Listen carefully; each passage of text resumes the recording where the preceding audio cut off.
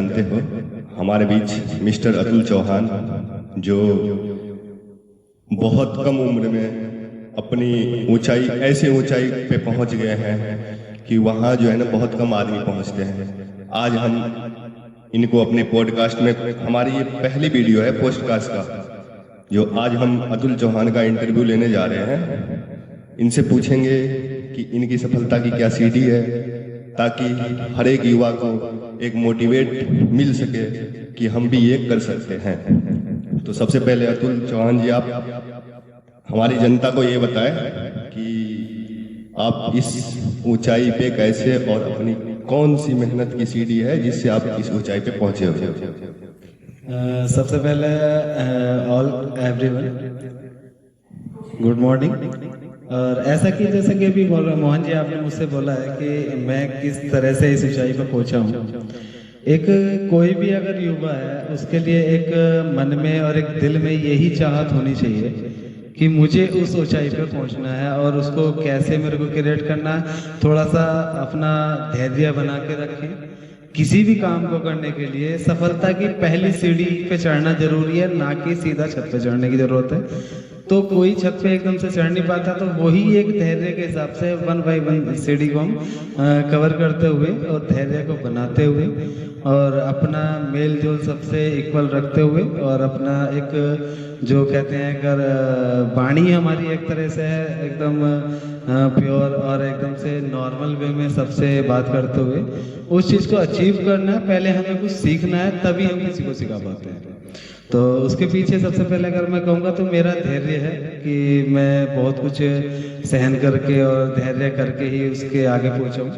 तो उसके लिए मैं सभी से बोलना चाहूँगा कि अपना, अगर आपको ऊपर ऊंचाई पर पहुँचना है तो सबसे पहले अपना धैर्य बनाना जरूरी है, और उस धैर्य को इस तरह से रखना चाहिए कि हम धीरे धीरे धीरे धीरे उसको सफलता को प्राप्त करें।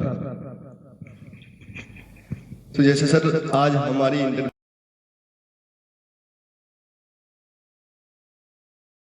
तो प्रोडक्शन में बहुत सारे ऐसे आदमी होंगे जो इससे, अब ये सही नहीं है कि इससे जलना चाहिए, लेकिन बहुत आदमी ऐसे होता है ना जिसमें एक अलग गुण होता है कि वो आगे बढ़ गया, वो हालांकि मेहनत नहीं करता, वो उसकी जिम्मेदारी है, लेकिन एक जलन भावना होती है। इसके बारे में आप क्या बोलना चाहेंगे?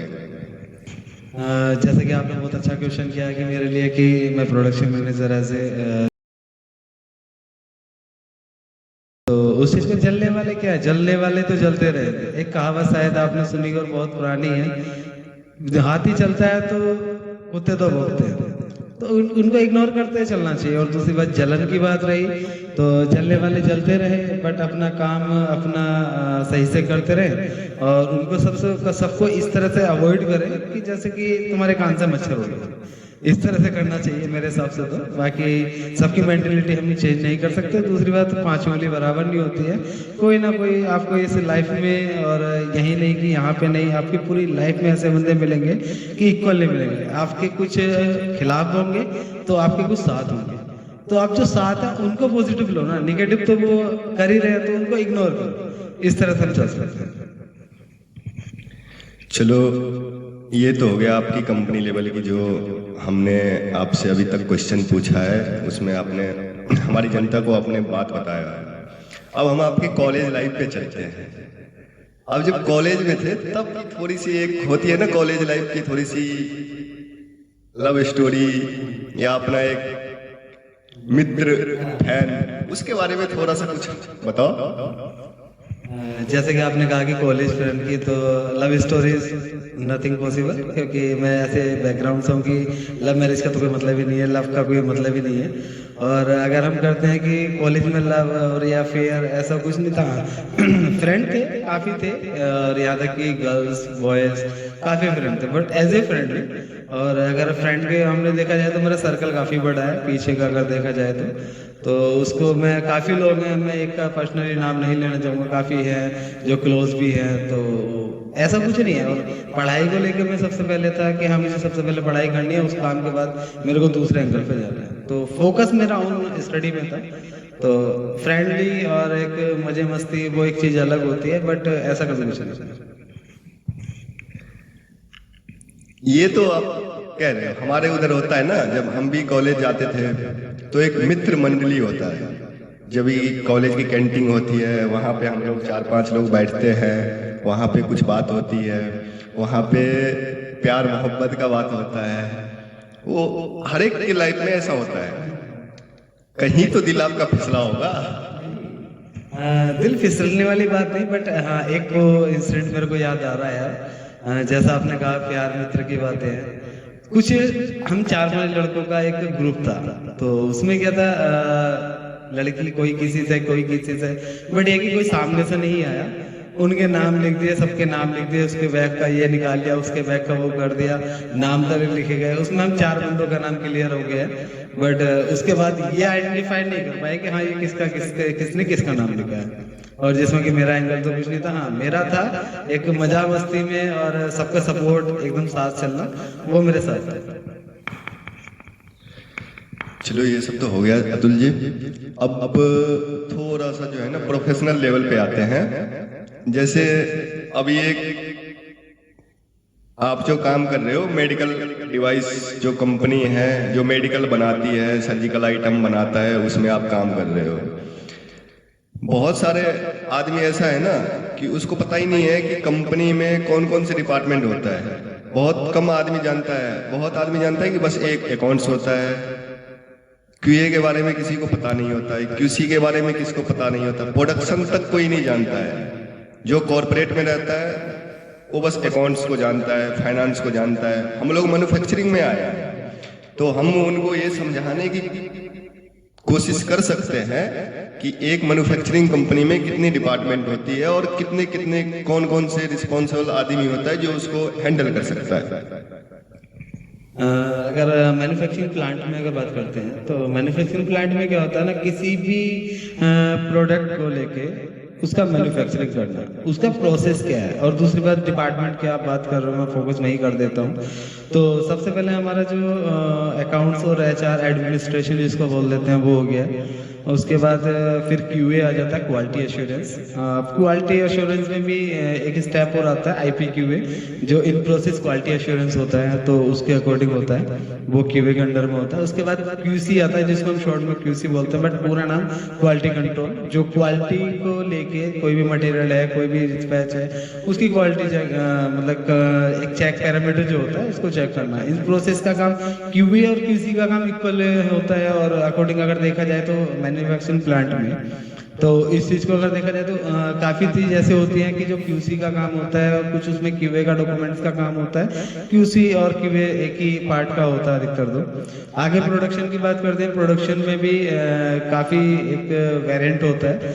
अब जैसे कि अगर प्रोडक्शन की बात करें तो एक हमारा जो मैन्युफैक्चरिंग का होता है, पैकेजिंग एरिया अलग होता है, और जहाँ पे प्राइमरी पैकिंग होता है वो एरिया अलग होता है, एक इंस्पेक्शन एरिया अलग होता है। उस चीज को देखते हुए अब फिर एक स्टोर होता है। स्टोर में भी कई तरह के स्टोर होते हैं। अब जैसे कि काफी मैं एकदम से इतना एक्सप्लेन नहीं कर सकता, बट मैं थोड़ा एक आइडिया बता सकता हूँ कि सबसे पहले स्टोर की अगर बात करें, जहाँ आरएम रखते हैं, मतलब रॉ मटेरियल रखते हैं, प्राइमरी पैकिंग हो गया, जो प्राइमरी पैकिंग करते हैं मटेरियल होता है वो रखते हैं। एक एसपीएम होता है, एसपीएम मतलब सेकेंडरी पैकिंग मटेरियल होता है, वो होता है। कंट्रोल सैंपल का एक अलग होता है, एफजी का अलग होता है। तो ये स्टेप बाय स्टोर के अंदर में अधिकतर आता है, तो उस चीज़ को हम स्टोर का डिपार्टमेंट बोल देते हैं। ऐसे काफ़ी सारे मतलब डिपार्टमेंट हो जाते हैं इस तरह से, जो एक मैन्युफैक्चरिंग प्लांट में होते हैं।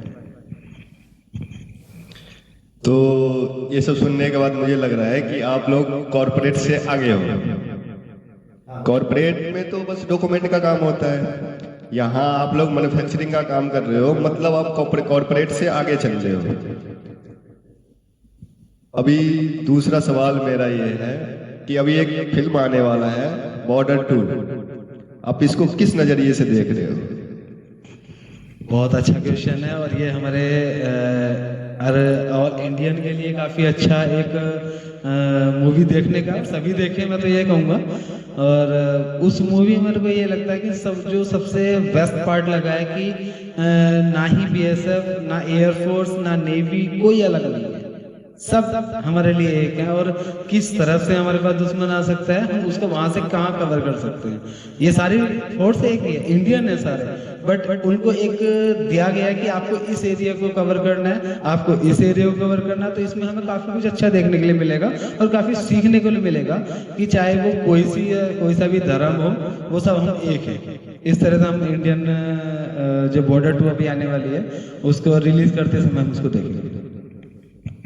सनी, इस पे जो है ना मेरे को एक सनी देओल का डायलॉग याद आ गया, तुम किधर से भी घुसने की कोशिश करोगे, हर जगह पे एक हिंदुस्तानी आर्मी को पाओगे।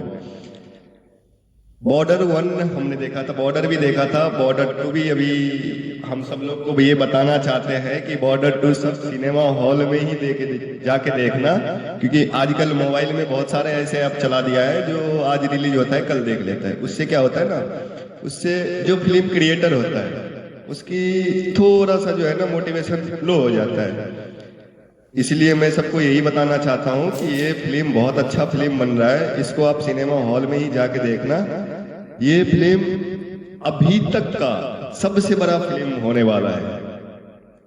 इसके लिए मैं जरूर कहूँगा एक चीज, ये जैसा आपने बोला कि ये फिल्म बहुत अच्छा होने वाला है, सबसे पहले आपने जो एक डायलॉग बोला मैं उसके ऊपर कहना चाहूंगा कि कहीं भी आप जाओगे किधर से भी घुसोगे, हमारा एक इंडियन का मतलब हो गया इंडिया में रहने वाला बंदा। अब इंडिया में चाहे वो कोई भी कास्ट का हो, कोई भी धर्म का, कोई भी हो, चाहे हिंदू मुस्लिम सिख का ईसाई, जैसा कि पहले से हम बोलते हुए आ रहे हैं। और दूसरी बात, ऊपर से हमारा 26 जनवरी आने वाला है, तो उसको भी देखते हुए काफी इम्प्रेशन होने वाला है इस चीज का, और काफी अच्छा मूवी रहने वाला है। तो उस चीज को हमें देखना चाहिए।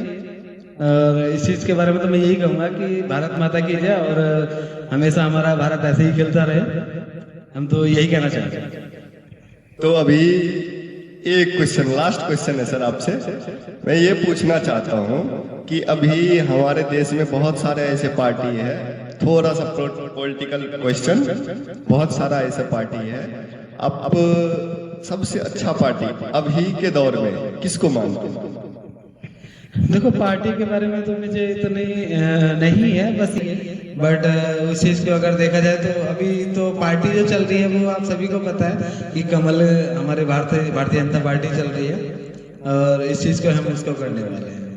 अभी हम आपका ज्यादा समय नहीं लेंगे, आज की हमारा ये पॉडकास्ट यहीं पे समाप्त होता है। सर ने बहुत अच्छा बात किया है कि हर एक पॉलिटिकल आदमी जो जिस टाइम था वो सब अपने हिसाब से सब अच्छे काम किया है। हम ये नहीं बोल सकते कि कांग्रेस खराब किया है, हम ये नहीं बोल सकते कि बीजेपी अच्छा नहीं कर रहा है, बीजेपी भी अपने टाइम में अच्छा किया। कोई ये होता है ना, कोई थोड़ा सा अच्छा करता है उससे कोई, अब कांग्रेस की बात ले लो, हर एक पार्टी को होता है। अगर हमारे आपके बीच में किसी को अगर प्रधानमंत्री बना दिया जाए तो स्वाभाविक बात है हम सोचेंगे कि हमारे जो साथ है उसको हम आगे लेके आए, लेकिन ऐसा नहीं है। उनमें भी था, मनमोहन सिंह अच्छे नेता थे, अभी हमारे नरेंद्र मोदी जी अपने देश को बहुत अच्छे मुकाम पे पहुंचा दिए हैं। अभी कुछ नहीं हो सकता, इंडिया एक उभरता हुआ सितारा है, उसको जो है ना अभी पीछे करने के लिए बहुत सोचना पड़ेगा।